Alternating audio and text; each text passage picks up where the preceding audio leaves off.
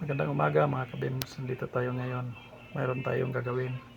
Pakita ko sa inyo mga kabims na sa mga bagay na tinitingnan natin minsan na hindi na nagagamit, nagawa natin ng paraan. Katulad ditong kahoy na to. Yung kahoy na to ay tinatawag na sa amin ditong tugas, or parang ano to sa English dito, yung mulabi tree. Ito man siguro.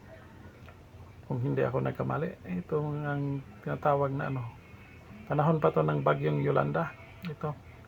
Ilagay lang dito sa tabi-tabi. Ngayon napag-isipan kong gawin kong misa. Yan. Kasi sayang naman kaysa nakalagay lang dyan na hindi nagagamit. Kaya kapag mayroon kayong mga kahoy na ganito na mga nakatambak lang dyan, mayroon kayong magagawa nito. Tingnan nyo lang. Mayroon kayong matutunan nito. Pakita ko sa inyo mga kabems kung sa ganitong kahoy na napakasayang kapag iano mo lang, itatapon mo lang o ano. Gagawa natin ng paraan para magagamit to. Napakatibay ng kahoy na to, itong kahoy na to. Napakatagal na to nakatambak dito. Yan.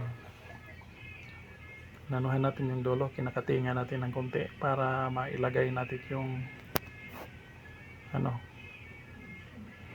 Salamat pala mga kabem sa inyong mga suporta, sa lahat nanood sa ating mga vlogs, at saka sa ating mga viewers diyan, at sa lahat na nag-subscribe. Marami pong salamat sa nag-like and share sa ating mga videos. Continue po tayo mga bems.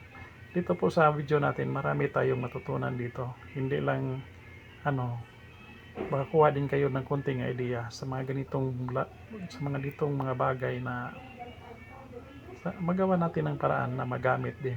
Tingnan nyo, magawa tayo ng simpleng misa na maliit. Sa isang paa lang ang gagamitin natin. Yun lang ang kahoy na medyo malaki. Yan, nagtatabas muna tayo ng ano. Kumukuha tayo ng konting kahoy dito. Itong ilagay natin parang frame dito sa plyboard natin. Kahoy sana yung itatap ko dito, yung medyo makapal, parang dos. Pero ngayon napag-isipan ko na ito lang plyboard kasi matagal naman din to maano. Yan, ina-symbol na natin dahan-dahan. Pinapakita natin dito na kung paano gumawa ng mga simpleng mga bagay na magagamit natin sa pansarili nating mga gamit tulad nito. Yan, nakikita niyo.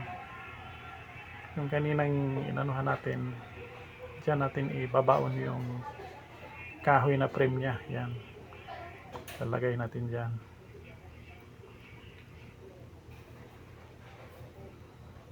Para makita ninyo kung paano gumawa ng ganitong simpleng bagay na magagamit mo sa pangaraw-araw.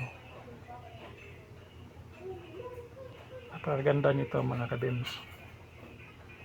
Tingnan mo hanggang sa katapusan. Panoorin nyo lang. Mayroon kayong matutunan nito.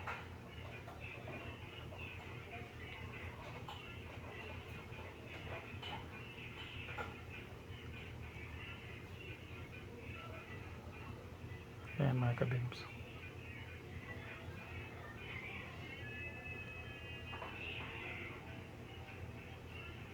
Ayan, patuloy natin ginagawa.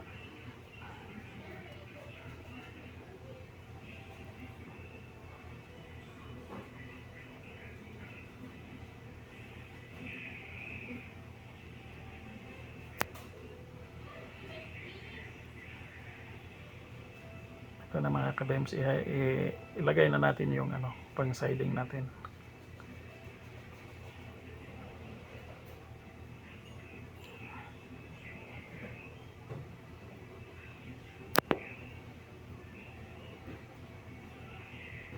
Yan, nakikita ninyo. Yan, ilalagay natin yung top nya.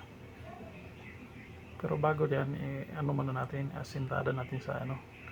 Lagyan na, barinahan natin dyan sa gilid. Lagyan natin ng tornilyo na kahoy.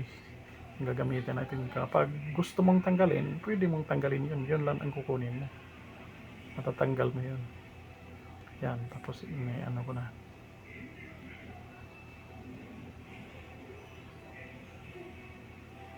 Pinapako na natin mga kabems. Yan.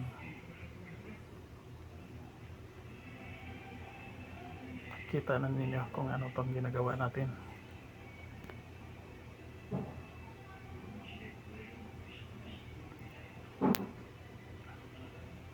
Sa mga ganitong bagay lang mga kabems, kapag nagagawa ninyo ito, malaking tulong talaga to sa mga pansarili nating gamit. Kahit ilagay mo lang dyan sa ano mo, sa sala mo, mayroon ka ng misa na maliit na pwede mong malagyan kahit ano mong ilalagay dyan sa babaw. Halimbawa, nagkakape ka ba, habang kayo nag-usap-usap, pwede kayong may paglagyan kayo dyan ng mga kape, ano man dyan, pang snack, pwede mo yung ilagay dyan.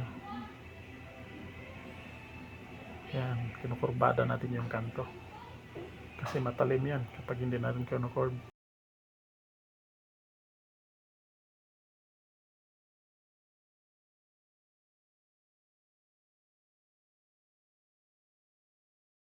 Ayan mga kabems, tuloy tayo sa paggawa.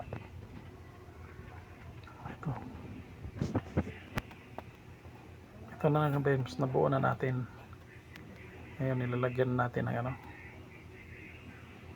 mga additional na pako. Yan, ginagrind na natin. Malapit na tong matapos. Ang dali lang tong matapos mga kabems, mayroon ka nang magagamit kagad. Yan. Yan, nilagyan muna natin yung mga butas ng body filler, yung dinaanan ng mga pako. Para hindi naman masyadong makikita yung mga pako dyan na ulo. Ibabaon muna natin pagkatapos lagyan natin ng body filler.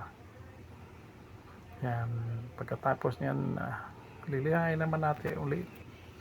Yan, lilihan na natin ulit mga kabems. Tanggalin natin yung nakasobra na pagkatapos manumano natin nililiha ulit ng pino. Ito na, naglalagay na tayo ng pinta. Ito kasing nilagay kong pintal dito mga kabems, ano lang to, tawag dito, oil lang. Yung oil na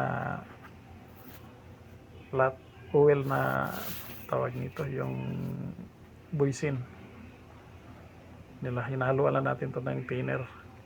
Yan, pagkatapos lang natin, sinasanding na lang natin to.